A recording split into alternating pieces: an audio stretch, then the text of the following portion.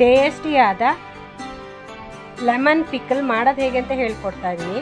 ಇಲ್ಲಿ ನಾನು 1 kg ಆಗೋಷ್ಟು ಲೆಮನ್ ತೊಗೊಂಡಿದ್ದೀನಿ.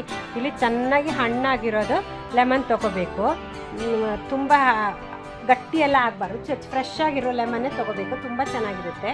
ಅದನ್ನು ಈ ಥರ ಕಟ್ ಮಾಡ್ಕೊಂಡಿದ್ದೀನಿ. ಒಂದು ಹಣ್ಣಲ್ಲಿ 4 ಪೀಸ್ ಥರ ಈ ಥರ 4 ಪೀಸಾಗಿ ಕಟ್ ಮಾಡ್ಕೊಂಡಿದ್ದೀನಿ. ಹಾಗೆ ಬೀಜ ಕೂಡ ಸಪ್ರೇಟ್ ಮಾಡಬೇಕದು, ಬೀಜ ಹಾಕಬಾರ್ದು, ಅದು ಬೀಜ ಹಾಕಿದರೆ ಕಹಿ ಬರುತ್ತೆ. ಅದಕ್ಕೋಸ್ಕರ ಇವಾಗ ಎಲ್ಲವನ್ನು ಕಟ್ ಮಾಡಿ ತೋರಿಸ್ತೀನಿ. ನೋಡ್ಬೋದು, ಎಲ್ಲ ಕಟ್ ಮಾಡಿ ಆಯಿತು. ಇವಾಗ 1 kg ಲೆಮನ್ ಕೂಡ ಕಟ್ ಮಾಡಿ ಆಯಿತು. ಈ ಬೀಜ ಕೂಡ ಸಪ್ರೇಟ್ ಮಾಡಿದ್ದೀನಿ. ಇವಾಗ ಇದನ್ನು ಒಂದು ಡಬ್ಬಕ್ಕೆ ಹಾಕ್ಕೊತಾ ಇದ್ದೀನಿ. ಇನ್ನೆಲ್ಲವನ್ನು ಒಂದು ಡಬ್ಬಕ್ಕೆ ಹಾಕ್ಕೊಂಡಿದ್ದೀನಿ. ಇವಾಗ ಇದಕ್ಕೆ ನಾನು ಸ್ವಲ್ಪ ಉಪ್ಪನ್ನು ಹಾಕ್ತಾ ಇದ್ದೀನಿ. ಹಾಗೆ ಇದಕ್ಕೆ ಅರಿಶಿನ ಪುಡಿ ಹಾಕಬೇಕು.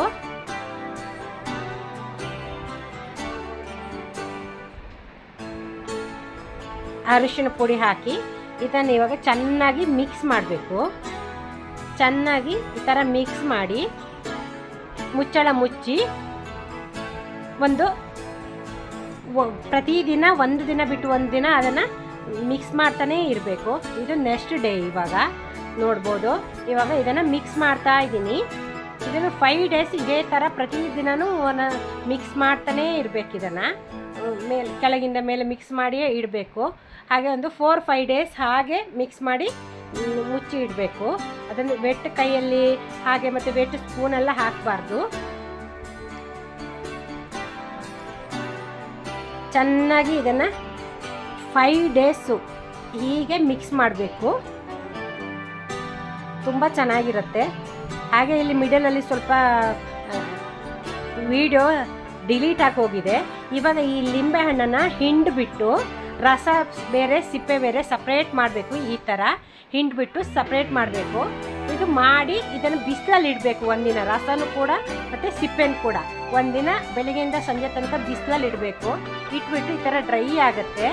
ಡ್ರೈ ಆದಮೇಲೆ ಇದನ್ನು ಎರಡನ್ನು ರಸ ಮತ್ತು ಲೆಮನನ್ನು ಮತ್ತು ಮಿಕ್ಸ್ ಮಾಡ್ಕೋಬೇಕು.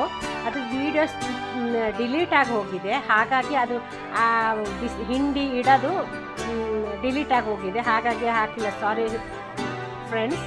ಹಾಗೆ ಇಲ್ಲಿ ನಾನು ಸ್ವಲ್ಪ ಮೆಂತ್ಯವನ್ನು ಫ್ರೈ ಮಾಡ್ಕೊತಾ ಇದ್ದೀನಿ. ಈ ಸ್ಪೂನಲ್ಲಿ 1.5 ಸ್ಪೂನ್ ಮೆಂತ್ಯ ಹಾಕ್ಕೊಂಡಿದ್ದೀನಿ.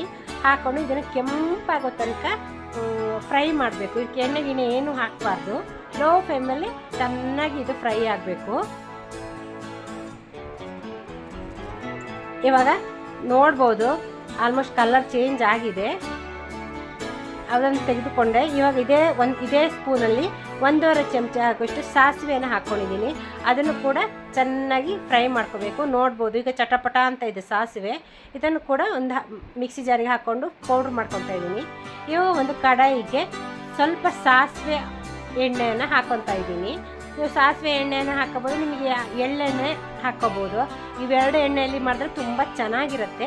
ನಿಮಗೆ ಬೇಕಾದರೆ ಯಾವ ಎಣ್ಣೆ ಬೇಕಾದರೂ ಯೂಸ್ ಮಾಡ್ಬೋದು. ಬಟ್ ಪಿಕಲ್ ಮಾಡುವಾಗ ವರ್ಷಗಟ್ಟಲೆ ಇಡಬೇಕಂದ್ರೆ ಇದರಲ್ಲೇ ಇಡಬೇಕು. ಇವಾಗ ಅದನ್ನು ಬಿಸಿ ಮಾಡಿದ್ದೀನಿ. ಅದು ಬಿಸಿಯಾಗಿ ಇವಾಗ ಸ್ವಲ್ಪ ಉಗುರು ಬೆಚ್ಚಗೆ ಬಿಸಿ ಇದೆ ಅಷ್ಟೇ. ಇವಾಗ ಅದು ತಣ್ಣಗಾಗಿ ಬಿಡಬೇಕು ಸ್ವಲ್ಪ ಹೊತ್ತು.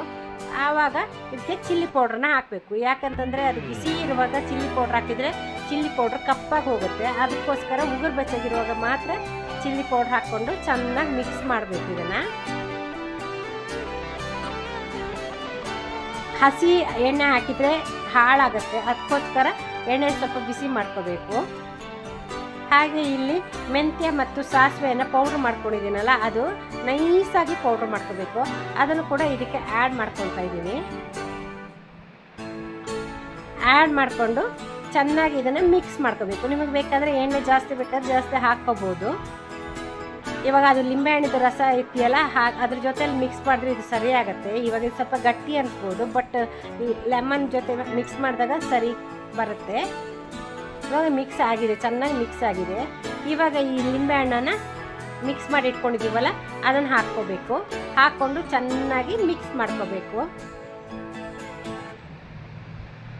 ನೋಡ್ಬೋದು ಚೆನ್ನಾಗಿ ಮಿಕ್ಸ್ ಆಗಿದೆ. ಈಗ ಪಿಕಲ್ ರೆಡಿ ಆಗಿದೆ.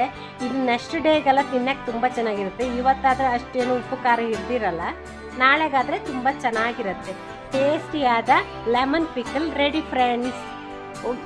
ಒಂದು ಸರಿ ಮಾಡಿ ಇಟ್ಕೊಂಡ್ರೆ 1 ವರ್ಷ ತನಕ ಬರ್ತದೆ. ಇದು ತುಂಬ ಚೆನ್ನಾಗಿರುತ್ತೆ. ಬೇಳೆ ಸಾರು ಸಾಂಬಾರು ಜೊತೆಯಲ್ಲಿ ಎಲ್ಲ ತುಂಬ ಚೆನ್ನಾಗಿರುತ್ತೆ. ಒಮ್ಮೆ ಮಾಡಿ ನೋಡಿ. ಇವಾಗ ನಾನು ಇಲ್ಲಿ ಪ್ಲಾಸ್ಟಿಕ್ ಡಬ್ಬಕ್ಕೆ ಹಾಕ್ಕೊತಾ ಇದ್ದೀನಿ. ಒಂದು ಗಾಜಿನ ಡಬ್ಬಕ್ಕೆ ಹಾಕಿ ಇಟ್ಕೊಂಡ್ರೆ 1 ವರ್ಷ ತನಕ ಬರುತ್ತೆ.